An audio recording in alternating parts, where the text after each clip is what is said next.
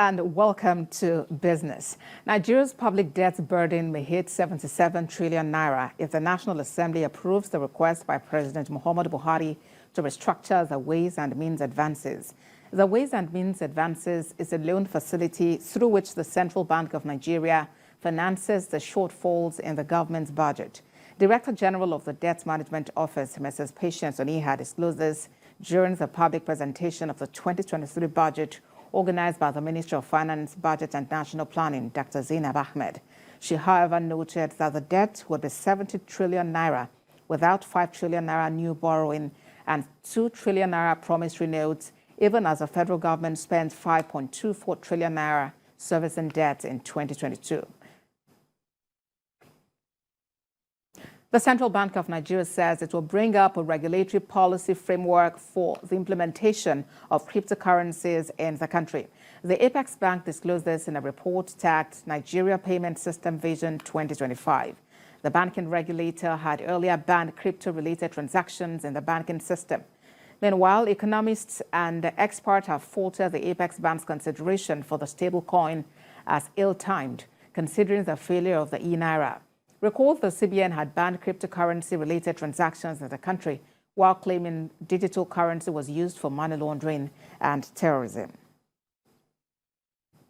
Elsewhere, electricity distribution company Ikeja has expressed readiness to supply minimum of 20 hours of uninterrupted electricity within its network areas in 2023. Managing Director and Chief Executive Officer of the power firm, Dr. Tinuade Sanda, who made this known to journalists in Lagos, explains that this is non-negotiable as the power grid keeps doing the needful, adding that efforts are ongoing towards the completion of the installation of transformers within its network areas. She also hinted on improved metering for the consumers, assuring continued fixing of tripping feeders. My appointment as the MD, the first thing we did as a team was to look inwards and look at our service delivery areas to address, improve customer service delivery, to look at areas where we need to focus on in order for our customers, existing customers, to receive good service from us. We also purchased and today delivered additional 150 new distribution transformers. We got other approval for 200, but we have received 150 and we have installed 150 in the course of the year to address overloaded DTs area, to address areas where transformers have been faulty, and we also had to repair quite a lot of that. Assured that the completion of metering will foster energy audits that will consequently provide a lasting solution to the menace. She noted that the federal government has invested heavily in Transmission Company of Nigeria to address the issues of grid collapse.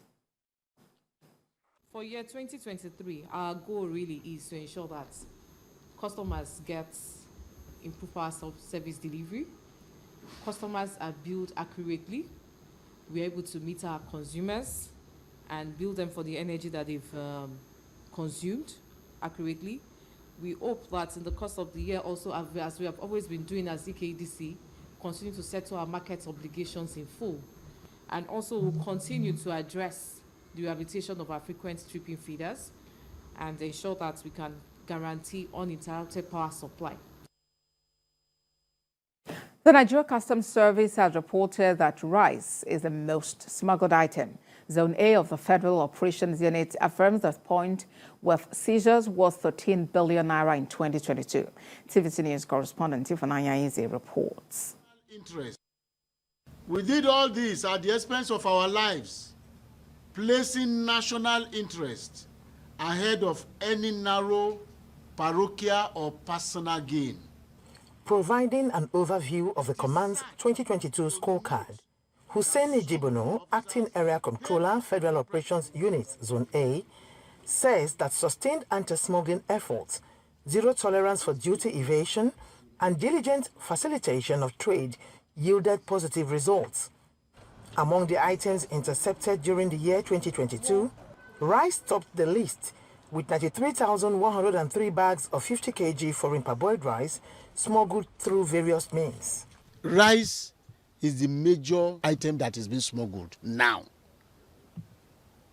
And for the whole year of 2022, we succeeded in intercepting about 93,000 bags of rice.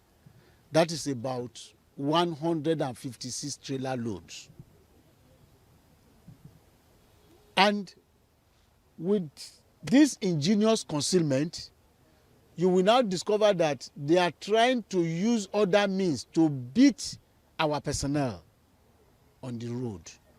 So that by the time when someone comes in with about 20, 30 tires of this, you know how many bags that could be. Aside from this, there have also been incorrect classifications and untrue declarations of absolutely prohibited items, as well as the constant interception of illicit drugs like cannabis. Criminals, they are always criminals. For them to leave illegal trade for legitimate trade, it takes time.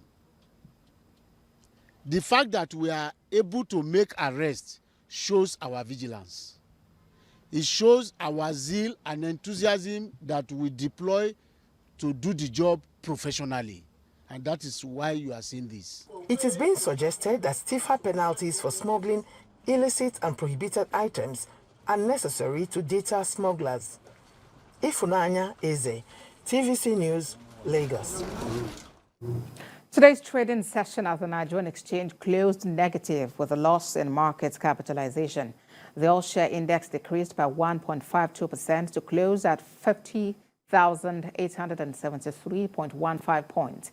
Markets closed negative as Prestige led the losers chart with 8.7%, followed by Airtel Africa 8.26%, University Press with 7.37%, NPF Microfinance with 7.1%, and Royal Exchange with 6.36%. While John Holt topped the gainers chart, followed by Ani Flour, CWG PLC, USA Nigeria, and Nigerian Breweries at the end of today's trading activity.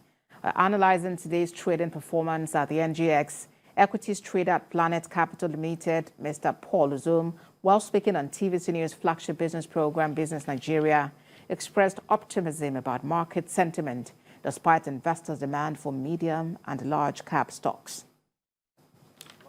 The market is attributed to the market's most capitalized stock, Airtel Africa. Airtel Africa lost 8.26%, and that made the market, because of its weight as the most capitalized stock in the market, the index lost 1.53%. However, across the liquid segment of the market, notably stocks like dividends and guarantee, we saw increased demand for these securities that have capacity to pay dividends. We are expecting that by the end of this month, we'll be seeing the unaudited full year result of most companies. So many investors are already taking positions, especially in those companies that have strong fundamentals, companies that have capacity to pay dividends, who have dividends with yield region between at least 8% to the range of between 8 and 13%. So that's where we are having strong activities in at the moment.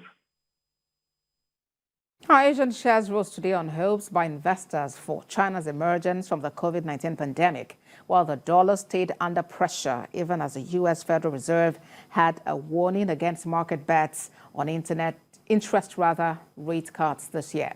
MSCI's broadest index of Asia-Pacific shares outside Japan rose 1% to touch a 4-month high in morning trade, while Hong Kong Hang Seng Index rose 2% to a 6-month high. Wall Street indexes fluctuated yesterday before closing with modest gains, but futures struggled in Asia trading. S&P 500 futures are down about 0.4%.